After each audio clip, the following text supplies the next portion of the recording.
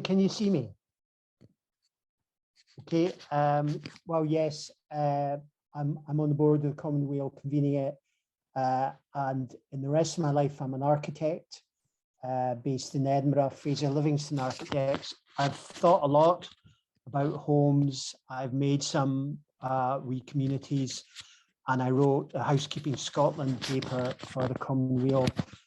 And I really want to very simply talk about the 6 big areas where I think we think the Green New Deal should look at in terms of revolutionising the basis of housing in Scotland, because we know the last 40 years has been catastrophic in terms of how a kind of decent post-war settlement of provision and care has been upended, and all these good council flats are now being privately rented by increasing wealth for some and putting others in poverty. So first of all, my first of those 6 things to do is to stop obsessing all the time about the volume house builders. Stop thinking that we're going to solve a housing crisis by building new suburbs and taking up more and more farmland and relying on more and more cars to get everywhere and emptying out the hearts of our towns and cities at the same time. We've got to turn back from that. And the first thing that comes up in looking at that is that there are a huge number of empty homes in Scotland.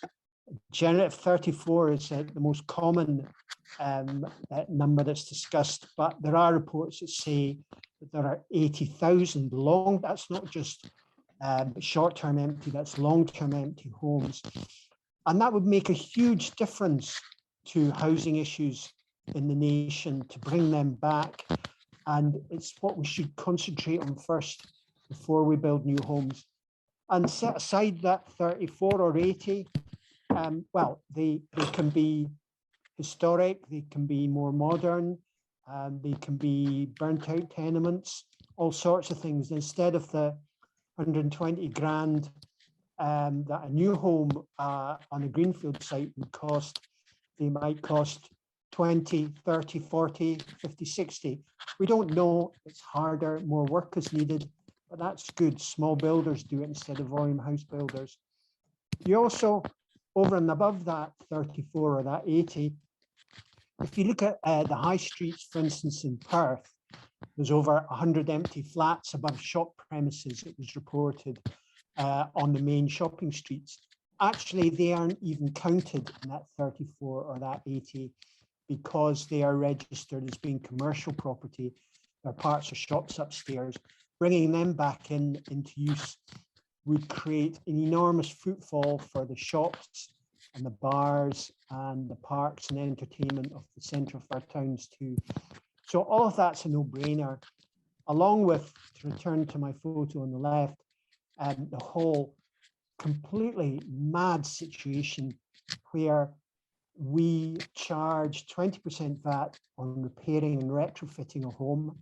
And if you knock it down and build a new one, so there's the new one behind this home that's been abandoned, this is on Barra on the Outer Isles, 0 rated. So there's an enormous financial lever to encourage us to go to the volume house builders, to subsidize them, to build new homes, to let old ones fall apart. And I've been campaigning for 15 years to have VAT flattened across construction, or even if we wanted to have a positive lever to reverse it so that repair and retrofit is 0 fitted, new build was 20%. But we really need to think about not allowing homes like the one in front with hundreds of years of life left in it. Malcolm, sorry to interrupt you, but people are saying that they can't hear you. So could I ask everybody to make sure, everybody apart from Malcolm, to make sure that they are muted? And Malcolm, if you're rubbing against the desk or something, we're not quite sure what it is, but we're getting a crackle. So sorry to interrupt you, but people really want to hear. And so I know you'd rather stop. Yep. So start again and let's see how that goes. Well, not start again. But... Am I clearer? Am I clearer? Can somebody say in the chat if that's better? Can people hear me? Can I take that as a yes? Yes, they're saying much better in the chat. So thank you for that. Sorry to interrupt. No, thank you. So we also stopped doing these ridiculous things like this is Craig Miller in Edinburgh, where we knocked down an enormous number of good homes, basically because people didn't have enough insulation and they didn't have a lot of jobs. And that then just created this enormous waste. We built new ones, which weren't all that different, but were generally private rather than public. Or at the Commonwealth Games Village, we knocked down 4 streets of red sandstone tenements to replace them by eco homes. And basically that's because people look down their noses at old buildings and would have had to pay VAT on the repair. We need to get past that nonsense. We also need to make more use of family homes. So this is the home I grew up in. My mum's still in there, rattling about a home that suits 5 people, partly because she gets tax breaks in terms of the council tax band, and partly because she's nowhere else to move to. We don't build enough homes for old people. We need a bit of a stick to put her taxes up, and we need a bit of a lever to give her places to go that she can share co-housing with other older people. We need to be building more of that to bring these family homes back into use. We also need to diversify the private monopoly, because home building is generally mostly a private monopoly in Britain. They don't do it very well.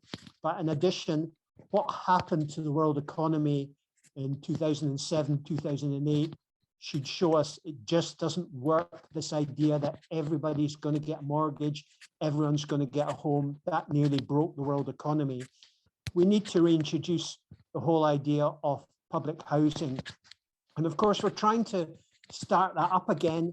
Help to Buy, which is subsidized 10 billion of our taxes, 29 billion of our taxes. And basically the money for Help to Buy, by the magic of the free market, is translated into higher house prices and bigger bonuses and profits for the house builders. It's absolute madness to be taking our taxes not to build good public homes, but to be inflating the share value, the prices and the bonuses of the private house builders, the volume house builders. And this is, of course, the sort of place that they think is the sort of place we should build instead of the central town. So back to good old-fashioned public housing. And indeed, if we put more people into a council rental, at the moment, the UK has by far the highest level of housing benefit, 25 billion a year we pay out in housing benefit. If people were able to be in secure, warm homes with secure tenancies, that would reduce that figure enormously. And we also need to have the sort of joined up investment that Common Weal is talking about, a National Investment Bank and a National Infrastructure Company to coordinate and enable the land value, the land assembly and the building that needs to happen there. And we also should use land value capture to ensure that the land, once captured for public investment, is not speculated on by private investors. Land value capture built the new town of Edinburgh, it built the post-war new towns. And if we allowed land for housing and the public purse bought it at the existing use value without it being jumped up for housing value, we would have enormous amounts to invest. So when the government puts a railway station in somewhere or brings investment, some new offices to an area, the private landowners, the farmers all round about get enormous amounts of money as the value of their land rises. If that value was captured for the public, we could invest in public housing on that land, in leafy areas of Edinburgh and in poor areas of Glasgow too. Next, we need to concentrate on placemaking. So much of the housing market is governed by what does the home look like? Does it have pediments, half timbering, etc.? When we've designed communities, they've been very simple, but they've been based around south-facing gardens, public square to play in, or this is for the volume house builders too. This is south-facing, living rooms on the upper floor, all the gardens south-facing, a little green. I always have a village green in the middle of my communities for kids to play, denser than the surrounding diddy boxes, but all about sunshine in view, neighborliness, sharing a barbecue with your neighbors, all that sort of stuff. When I built in Leith, on the site of the old Leith Fort, I reused an old Edinburgh model, the colonies model, where it's relatively dense, it's as dense as tenements, but everybody gets a garden. Ground floor flat has a garden on one side, double upper has a garden down the four-stair. I put all the gardens on the south, put another wee village green in the middle. It's sunny, it's loved. People know their neighbours, look after each other, all those sorts of things. We should put utilitarian issues of sunshine and gathering at the heart of our communities. We also need to exploit new technologies and use new materials. We don't really build with stone well anymore. We use it as a kind of wallpaper. The fabulous craft skills that we paid buttons for in the past have gone. Buildings now, however, are built with unbelievably thin engineered Baltic timber and then wrapped in polythene to stop them rotting. And our homes have enormous problems with health because of the toxins that can't get out, because of the toxins in our furniture, in our insulation. Most people in Grenfell died from toxic fume inhalation, not flames, because most of the insulation we use these days is foamed with cyanide, would you believe? Polyisocyanurate insulation is the devil's work, and almost everything that gets built these days has it in it. We use hemp-based or wood fiber-based insulation instead. And we also build, instead of this very thin, over-engineered timber, we build in cross-laminated timber. This is a nursery, but we're now applying that technology to homes.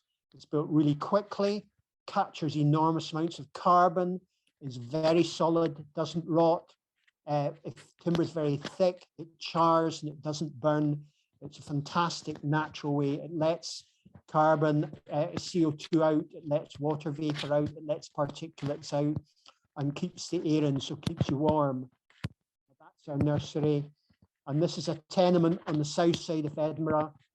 Just got completion from building control today, with natural timber walls exposed internally and a lime slaster coat externally. And then my final point is that the real basic problem behind the whole of the housing crisis is that, as tax expert Richard Murphy observed, basically we regard homes as a kind of onshore, offshore. It's a place to hide our wealth. 20 billion a year exempts main residences from capital gains tax. We need to change that back. We need to shift a taxation from our wages onto our wealth. Tax homes more. That would mean people don't buy so many homes to invest in them, and the housing market would go down, so our children could afford a new home. So that's my 6 simple moves